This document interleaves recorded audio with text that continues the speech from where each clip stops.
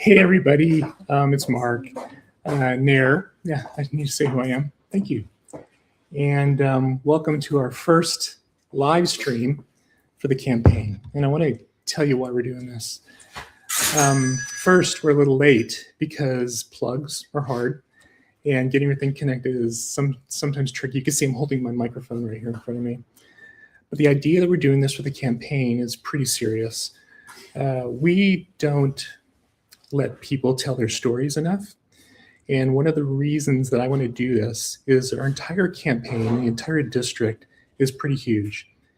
And it's a time for people to get their own stories out. Those stories, people can tell about their lives, about what they're finding out in the world, what they're experiencing. We say we want to make a campaign for Congress as people first. So the best way we can do that is actually make this about people. So instead of me standing here or sitting here and yelling at all of you about what I want to do, I think it's important that we get people in the whole area to tell their stories about what they're facing, what they're struggling with, and what's really meaningful to them. So on that note, today, I'm proud to sit with Caroline Stout, who is right here. Hello. Hello. We have one microphone because cables. This one's not on. Yeah, Okay. we'll use Okay. this one. I'll project. I'll be sure to project. I cannot project. So I think, though, we can do it. So I've known Caroline for a little bit of time. She's a great history. We're very close. We're both trying to fit in the frame. I think That's right. So I'm at Caroline's house right now. One of the things that I want to do also on the campaign, we are going to go and talk to people. So it's just not like a Zoom call where you have someone online. We might do that, but really it's about going to places.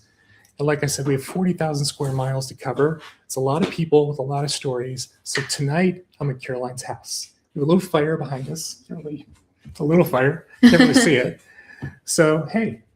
hello. Thanks for coming over. Yeah. Thanks for joining me in my It's a great my house. abode. Yeah, you've got a bunch of dogs running around. Yes. We have the dogs running around. You might hopefully not hear them, but there is a chance. There's a chance. We were spending some time with my brother and his girlfriend. They had a dog in a hotel room all night long. Whenever, sometimes at night, Bo, our big golden doodle, will get up and walk around, and Brian says that he's marching around Jericho. Yes. He's just marching around Jericho. The clip, clip, clip. Exactly. So everybody, one of the things we're trying to do with this live stream too is raise money for the campaign. I know candidates say this all the time. There's a big reason for it. We have to cover a lot of ground. Like I said, 40,000 square miles. It's a lot of driving. For me to drive where I live to Denton, Texas, takes about 6.5 hours, give or take, depending on who's watching me drive. So, speed traps. We've never sped. No. Well, actually, I can't because I'm obsessed about energy use. So there you go. I'm like a 90-year-old man. Well, okay, I'm close to that anyway. 99. Closer than me. Yeah. Just kidding. Nice. So anyway, we're doing this to raise money.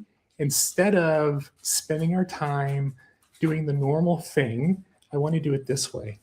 And if it's $10 or $20, that will help us. Gas is expensive, especially when we blow through a lot of it. But anyway, so that's one of the points we're doing tonight too. And all these live streams we're doing in the future. What's going on? What's your story, sister?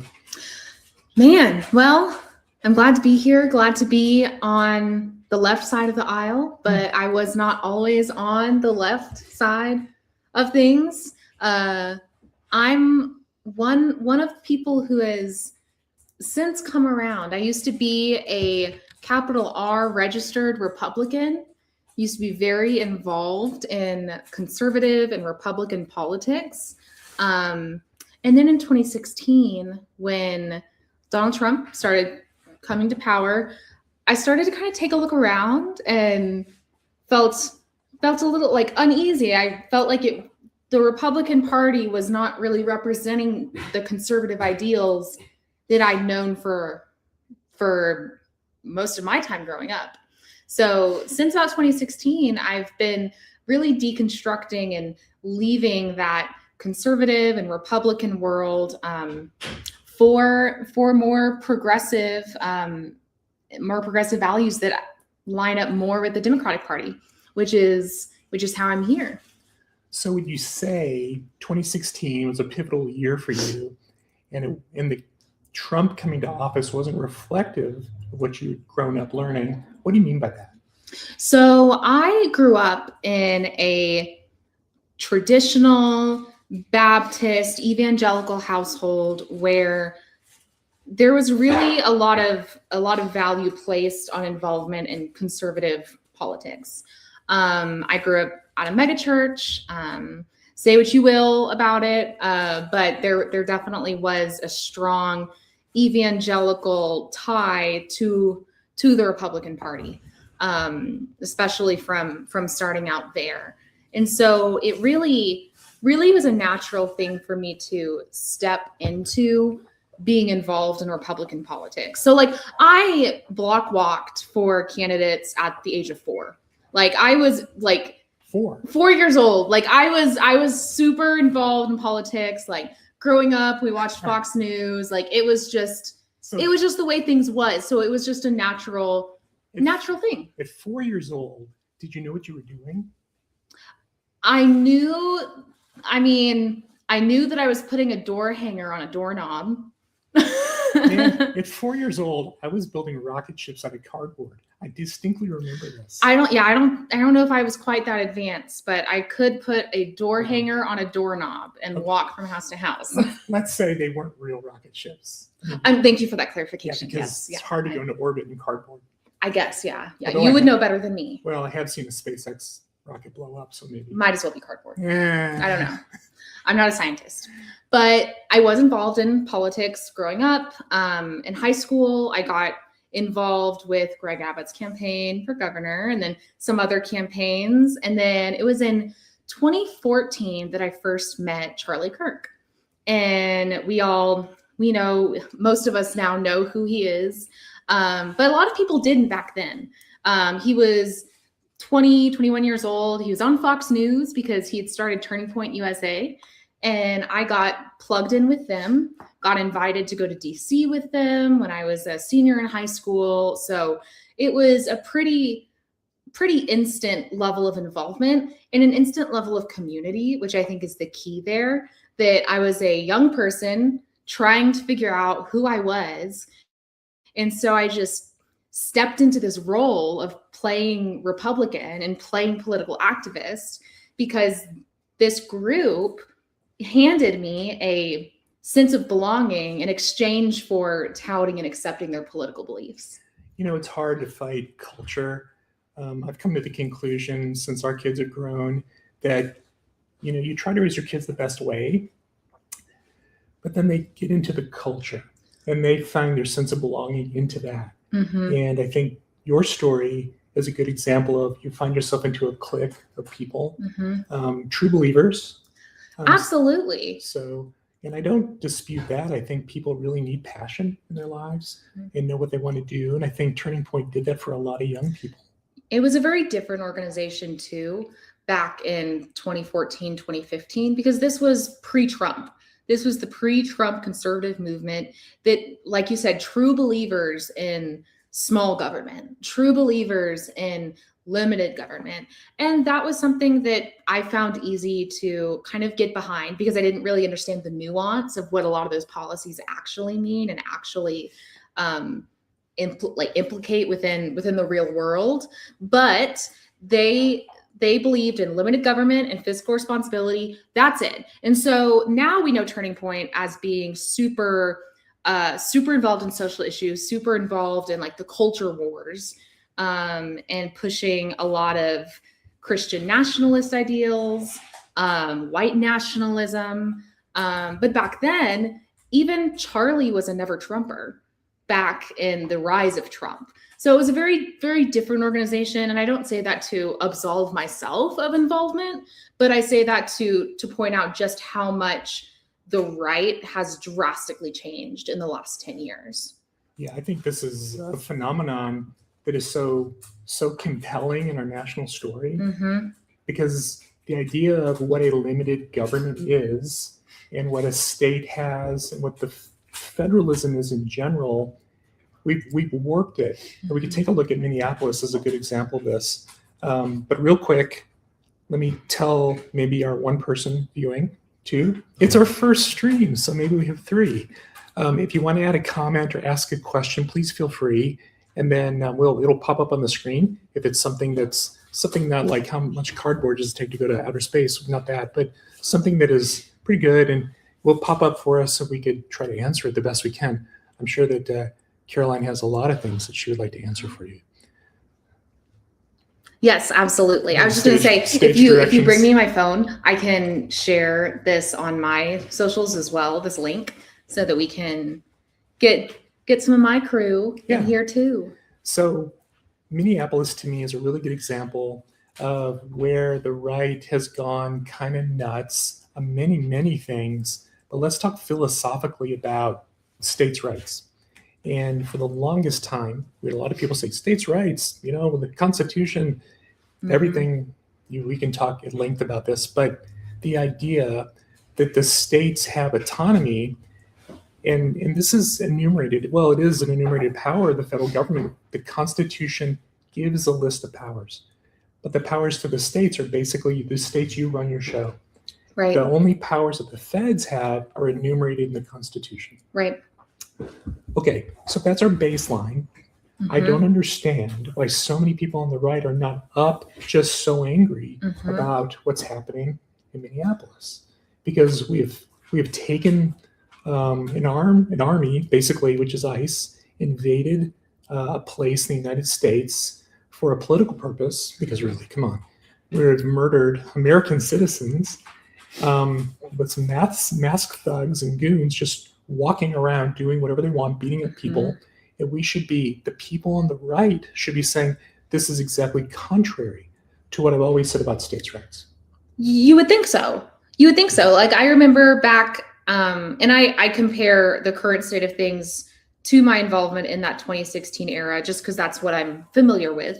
But I think it's a stark difference, because even back then, there was so much of a talk against big government, against Obama overreaching the federal powers. And now, like exactly as you said, people on the right have abandoned those principles in favor of the politics and the policies. And the question that I keep asking, and that I think would help me to have a discussion with anybody, is do the ends justify the means? Because for a lot of people on the right, the ends now justify the means of trampling on the Constitution, particularly the First, Second, Fourth, Fifth, 10th Amendments. The ends of illegals out, or promoting whiteness generally, those ends justify the means of things that the right for a really long time has purported to hold to. Yeah, it's just, I think we're starting to see some people come to the realization, hold on, this isn't what I built my life on, these ideas, which I think are very valid topics of discussion about what is the role of the federal government. And I find myself running as a Democrat for a seat in Congress, but I wholeheartedly agree that the state should have autonomy and the federal government has enumerated powers, because the founders specifically made this the case so that we would not have a king and a royal system in place that goes crazy. But what we're seeing right now is a system going crazy. Exactly. Like, even just for an example, as we know, there are those enumerated powers that are to the federal government, everything else left to the states. That includes policing powers. Policing powers has not been enumerated to the federal government. Right. So when you have federal agents with ICE and CBP and other federal agents in the streets of Minneapolis, directing traffic, doing crowd control, that in and of itself is going beyond what the federal government is supposed to do without permission from those states, because that specifically is contemplated in the 10th Amendment. Right. So a lot of my attitude on these things is, and I've said from the beginning, we need to defund ICE. ICE has become an out of control private militia for the president to do what he wants. It's very, very hard for any of us to see what's going on with ICE brutalizing people. And I know we can talk about murdering citizens, but it's really the brutality. People getting kicked and beaten again and again and again, and tear gas just shot into crowds. And these are peaceful demonstrators. Right. You looking at what happened on Saturday with the murder of Alex Preddy. You had these ICE agent, CBP agent goons come and rough up a woman, spraying pepper spray in her face, and Alex Preddy stepping in to get between her and these men who are laying their hands on a woman. Like that is what is happening in the streets. And I can't even imagine what's happening in these ICE detention facilities where there are no camera phones, where there is no accountability, and where there is no congressional oversight. And I think we're getting messages from over there to also point out that there are stickers available for $10. This is our commercial break. I guess this is our commercial break. Yeah, we're getting waved. Can you see this? Look at the stickers. Okay, that's On Air with Mark and Air. This sticker made by Brian To give us some levity in this heavy topic about ICE brutality on our streets. So there's a lot into this, and Congress is not doing its job. The Democrats have no power right now. Mm-hmm. They can do more than they're doing. They frustrate me, but the Republicans could easily stop this. They could stop it today, and they won't. And they just go again and again and again. And it seems like that the pressure now is building because of Alex's murder. But the frustrating thing to me is it takes a murder to do this, and a murder of a heroic man. I mean, he was an ICU nurse. There's story after story about how noble this guy was. But what if it wasn't a noble guy? What if it was just some regular dude on the street who maybe had a couple of parking tickets? What would our conversation be with today? Right. What if he was a American citizen that was a criminal? We don't need to get into that utilitarian debate of what value do they add to the society. Does that determine whether or not ICE should brutalize them or not? Period. Rights are rights, period. American citizens have rights, period. People in America that are not citizens have rights, period. It doesn't matter what kind of utility you add. And I know the Republicans will often make that argument. They'll point to like some moral justification based on the utility of whoever or another. But silly, because what is the utility to a child of a parent who's not there anymore? I mean, that's immeasurable. So you can't go down this path with any kind of moral validity. But where our ethics and morals fall apart right now is with the Republicans. They are not doing what they need to do. Now they're starting to speak up timidly, tepidly, starting, but the action can happen tomorrow. As a matter of fact, we can change the whole course of this by having 23 Republicans do the right thing. You're asking a lot. Well, I know. I mean, okay, so we have 23 people, 25, 23, whatever the number is, it's small, in a country of hundreds of millions of people. And it's this minority of people who can say enough. And we haven't even broached the economic damage, the damage to democracy, the damage to the world that we are doing. I mean, the idea of pulling back our influence around the planet, just focus on this hemisphere, is completely ludicrous. And we can talk at length about the damage that China sees us doing and the advantage that China is taking. But these are economic arguments. I really like to talk about those. But the important thing is about you tonight. And like I said, it's about your story. Don't know about that, but I'm flattered. Thank you. Well, I mean, I'm in your house. You're going to kick me out if I don't. So you made me a coffee. No, I did. Yes. But really it gets to the mindset around cruelty, the mindset around vindictiveness, and the mindset around just basic terror. I mean, we have talked at length about in the public consciousness about, is this a dictatorship? Is this authoritarianism? It's tyranny. It's tyranny, plain and simple. And if you go back to the founding documents, if you go back to the papers that the founders wrote, you can see that this was a response basically to tyranny. It was an economic response, but what they faced is what we are facing today. And we have rules in place, and we have processes in place, and we have institutions in place to stop this. We just have weak people who are not willing to do it. So that said, let's go back to you. You face this epiphany. Yes. And you decide to do something about it. Right. I mean, to say epiphany implies that it was a moment of turning around and changing my worldview, but the reality is that it took years. It took years to undo ways of thinking and political values that had been instilled in me, that are still instilled in me, but I don't think that the current administration and current Republican Party reflects those values. And then there were other things that I gave up when I left that ideology and tried to figure out what I actually believed for myself, rather than just listening to what Fox News said or taking talking points from Charlie Kirk and Turning Point USA and just regurgitating them because it gave me a place to belong. And it took a long time. 2016 really was the waking up of me realizing that, wait a second, is Fox News totally telling me the objective, unbiased truth about what's going on? Realizing, no, it's not. Understanding that media companies have a vested interest in outrage, in a vested interest in generating clicks and content. Learning that, and this was when I was about 20.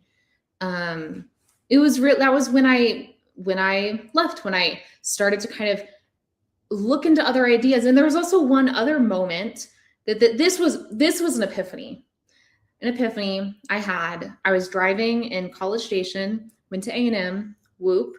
You know what? It's funny. We didn't know this. I didn't know this about Caroline, but I went to A&M, Texas A&M. I have my undergrad and grad degrees from there. And one day we're just kind of talking, and she says, "Oh yeah, I went to A&M."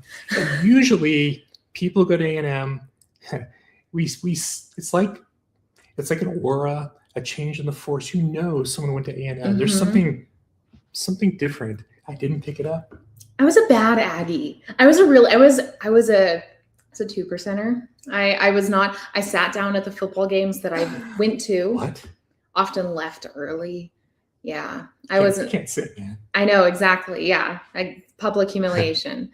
Well, I was driving around College Station, and this was, I think, my junior year of college. I was studying political science, and I had the actual thought in my brain that maybe Democrats aren't evil, which in retrospect is so silly because obviously, like, we're just human beings who are trying to do the next right and next best thing for other people. Yes. But I really, really thought that, because I ate up the Fox News and all of that said that Democrats hate America. Democrats want to see the downfall of families in America. And I was like, yes, they want to take our guns, and Hillary Clinton's coming after me personally. And when I had the thought of maybe Democrats actually have a heart and are trying to do what's best for the working people and best for the actual people, not the corporations. That was a huge awakening for me, because, and we all know this, the right just vilifies people on the left, and they try so hard to dehumanize and other anyone who disagrees with them. Yeah, it's the same strategy we're seeing now with immigrants. Exactly. It's historically, it's been the same strategy. You go all the way back through time. It's always the other. Find the other so you can make your click. That's right. So It's the just classic tribalism. You need an enemy. So if there really isn't an enemy, you'll create one. the funny thing about this is you mentioned, family, you want to destroy the family values. So I've been married for 32 years and we have 3 kids. It's been That's just face? aw. That's It's just an aw. face. Y'all been married for Yeah. 32 years. That's amazing. But when I see people in elected office, we could poke on the president for this because I don't think he understands what that means, marriage and a family. No. But even our local representation, it doesn't really exist. Mhm. But yet I'm evidence of that in my life. But yet they take the Mhm. evidence in their rhetoric Yeah. and they say, look, anti, but it is not true. And I've always thought the best way we can do things is demonstrate, to do the real work. And here's the value. Here's what I'm accomplishing. And the mistake I've made in the past was you have to really promote that. So people, when I was on the city council in Amarillo, I did many, many things that I thought were pretty good. Mhm. And I helped quite a few people, but I didn't go and broadcast it.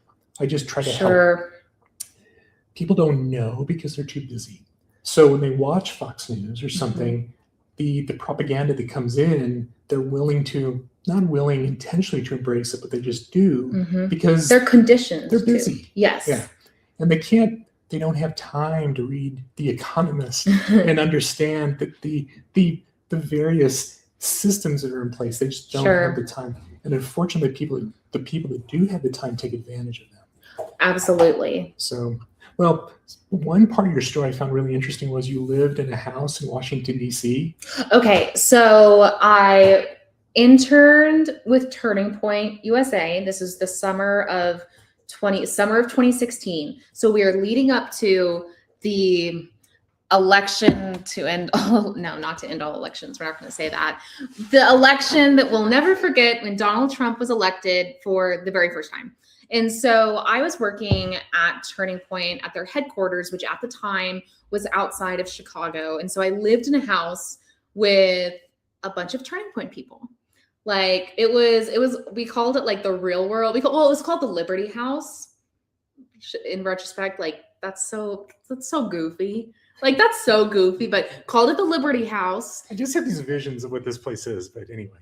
I mean, you might be not far off. Like it was pretty, it was 6 of us gals on bunk beds down like in the basement, and then three other staffers upstairs. And it was college living. It really felt, it was college, like your classic, just college living, kind of roughing it.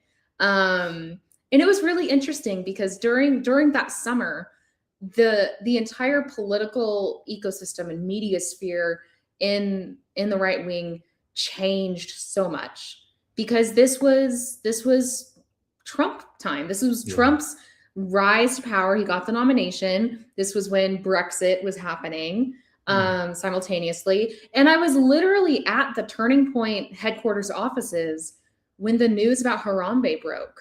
So I was at like ground zero for all the madness, and it was just a really, really wild time. And so after that summer, I worked full time for Turning Point remotely because I was in college. I was 20 years old, and I was doing some of their media, and I ran their online like news website that aspired to be like the BuzzFeed of the right. And so we would put out these like listicles and put out like outrageous headlines about listicle. It's called a listicle. Okay, yes, a listicle. Let me take you back to 2016, 2017. Okay. This is like if you go on BuzzFeed, click a BuzzFeed article before BuzzFeed was, I'm not going to say anything about BuzzFeed, but it would be like the top 10 hairstyles to rock this summer, or like 7 ways to trick your teacher into thinking you're a rock. I don't know what that is.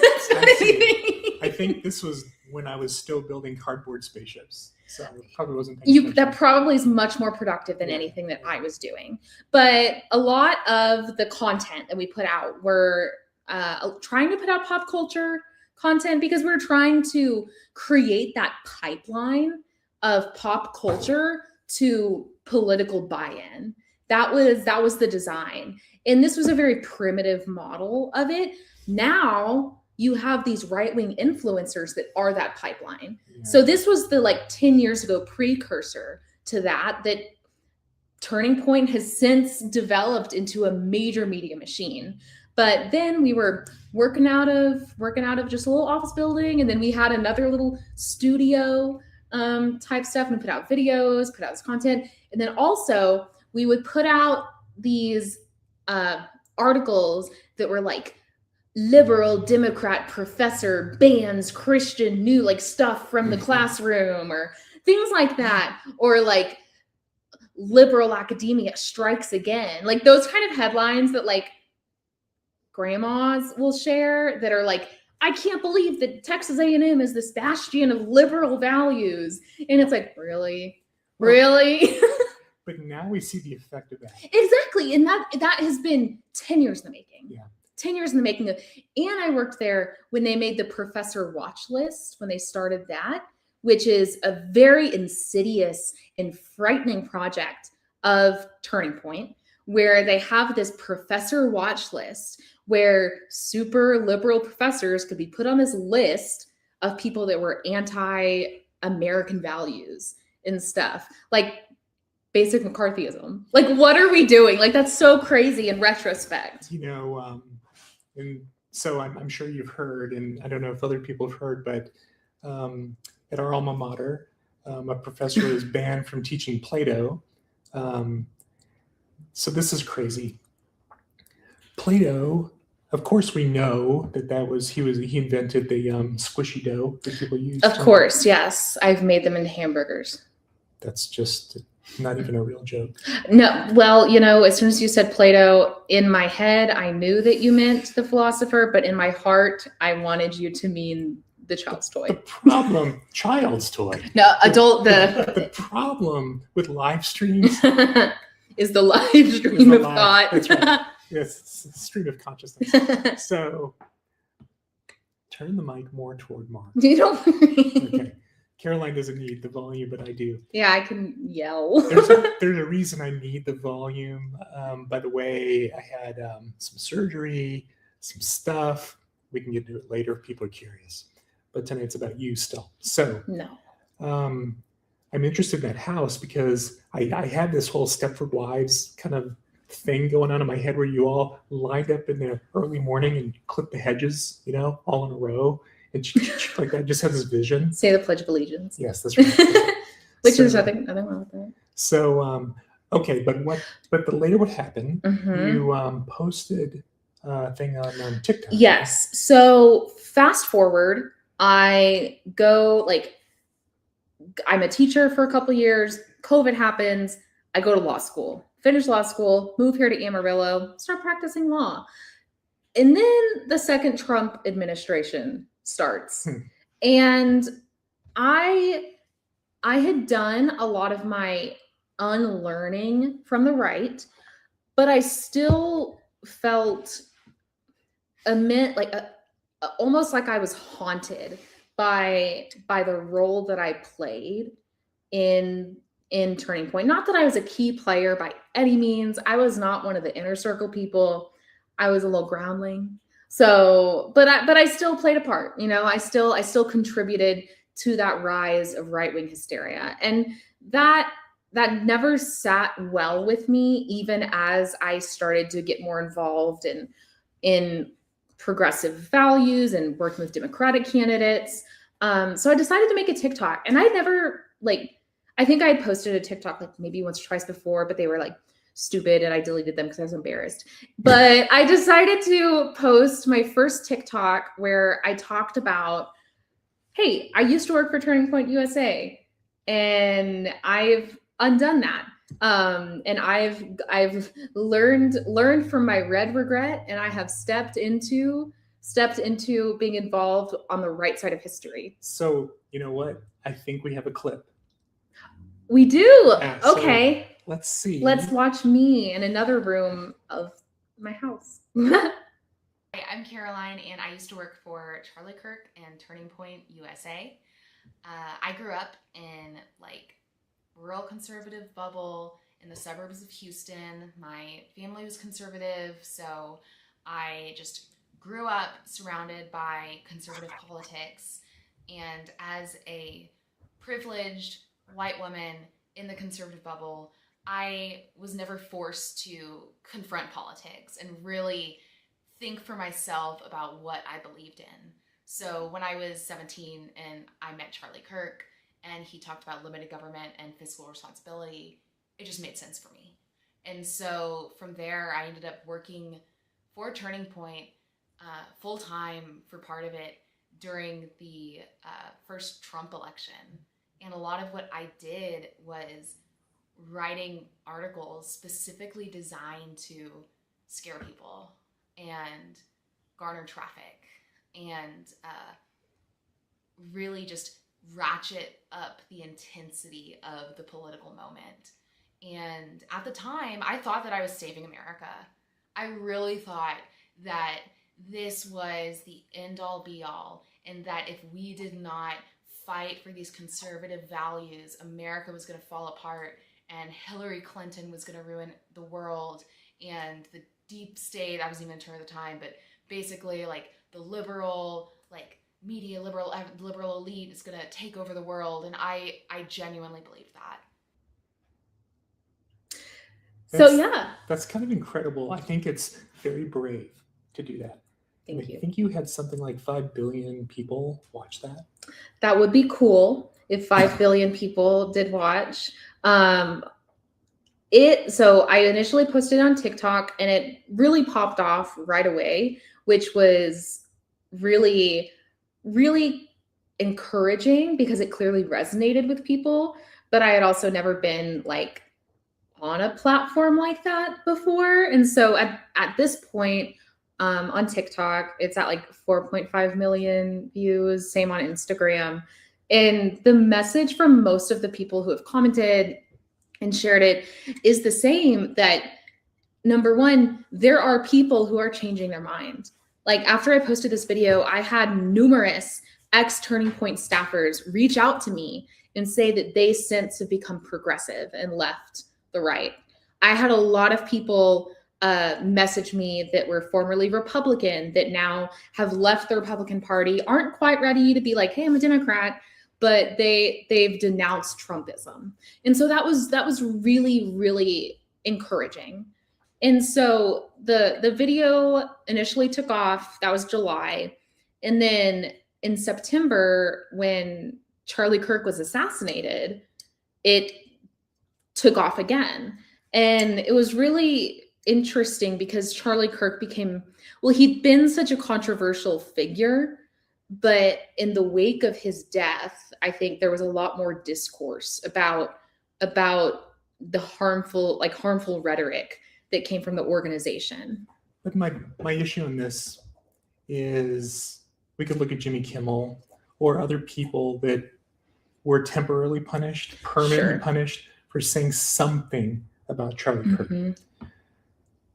But you look at Renee Good, you look at Alex, and right now the administration is calling them domestic terrorists. Why do we have this difference? And well, I know why we have a difference, because they're manipulating and they're lying. These people people in our name have murdered other American citizens. And I shouldn't say American citizens, I should just say people. Human beings. But we're in this weird situation where when you mention the stories about Charlie Kirk and how people are coming out on one side or the just virulent defense of him on the other, and using him or using his death as either a tool to make a name for themselves or trying to fill that vacuum, it's disgusting to me. And at the same time, political violence there's no purpose of it. But I know historically that when people get really fed up and they feel like they have no power, they resort to the one thing they can control, which is violence. Violence against their fellow man, violence against their family. And I'm afraid that this will happen more and more unless we take control and get back to the way America used to be. So your story to me is very inspiring, that it shows a path of how we can get there, especially people that some of us might have written off as a lost cause. And you know, people have said before, oh, you're in the cult, and they say that offhandedly. Sure. But the reality is people find their group, like you found your group. Right. And it takes a certain amount of strength to break out of that group. Mm-hmm. It takes a certain amount of strength to stand up for what is right. And I think today there's a definitive line between what is right and what is wrong. Absolutely. And this is not just a response to murdering people in Minneapolis, but there is right and wrong on money. A lot of this is driven by money. Mm-hmm. And we truly are living in the worst, it's so awful, the amount of corruption that's going on.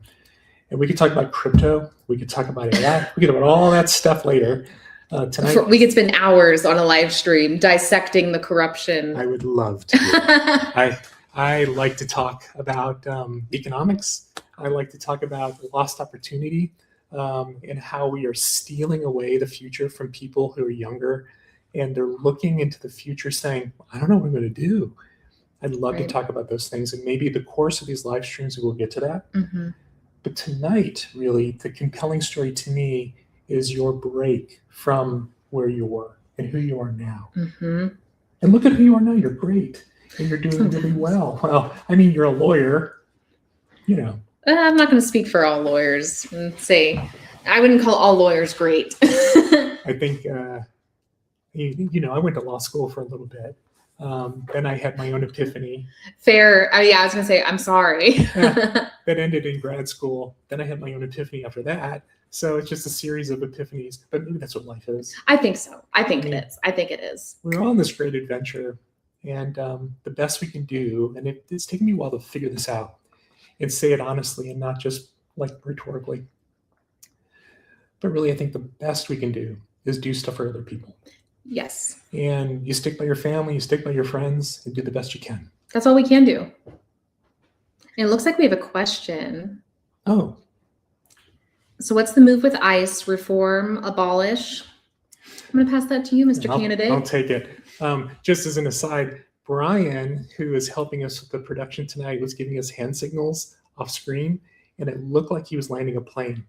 And so I thought maybe it's time to talk about planes. Talk about the FAA. But now I'm going to say, here's the plain truth. See? Perfect.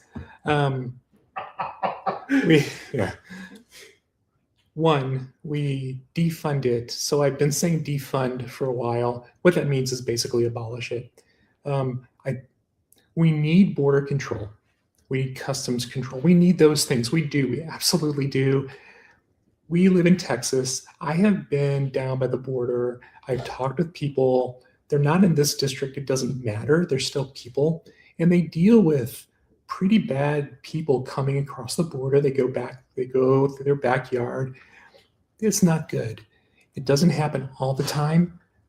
The goal is to stop the bad people from doing bad stuff. I think that's number one. We all agree with that. And it's about justice and the law. ICE is not just, and it's not the law. It's this rogue, weird operation where people are hiding their faces. You can't tell who they are. You don't even know are they the police? So secret police? Well, that's the problem. So now people are dressing up as ICE and they're not really affiliated with ICE and they're doing bad things to people. It's just a matter of time when bad people do bad stuff. And we are not getting the bad people. So we abolish it. Now, there are a couple of things in this answer. One, we do have to, when I say abolish, I don't want to say reform because it's too late to reform. Mm-hmm. You can't just take an organization that has been so destructive on their name and people look around saying, oh, it's ICE, and instant, almost heart attack and panic. You create something new with the right leadership that is authentic leadership, that's honest and ethical leadership. So go ahead. Yeah, just to build credibility. That's right. So that's new, but the new has the job of the old to the point where the law exists. Right now, the ICE job is not what we said. So one, defund it. Now, what I'd like to do is take most of that money and apply that back to the states. to the counties particularly. There are counties here, and I'll talk about Potter County where I live, and they are in desperate need for help. Sheriff's Department, Fire Department, desperate. We need to apply that money to those places that need the help the most. I don't think the federal government can run much of anything, really, but the feds can make the money, and we can distribute that money locally. The best use of money is for local implementation. And I know, Caroline, people are saying, how can you sound like a Republican from 1980? Literally, there was like a little voice in the back of my head that was like, hey, you sound like kind of conservative here. Well, it's an issue of what's rational. Yes. What makes sense. Mm-hmm. And big organizations fall apart a lot, Mm-hmm. and the federal government is really big. We need the employees, we need people working, but we need to distribute that to the states who need the help. Yes. Who better than local governance knows what to do? So that's how I see it. But the federal government does have a role, which is in border patrol, border security, customs Mm-hmm. checking, and prevention of bad things happening. We need to have it. So I'm not splitting the baby here. I'm saying we defund it, we abolish ICE, we create a better thing Mm-hmm. that takes care of those roles, we apply the money to it. My fear is right now we don't have the leadership that's capable of any of this stuff. Sure. When I say corruption, I mean incompetent leadership that is taking the money and saying, I can be incompetent in my job, but I'm going to cash out. And that's what we're seeing. Mm-hmm. So that's the shortish, longish answer to that question.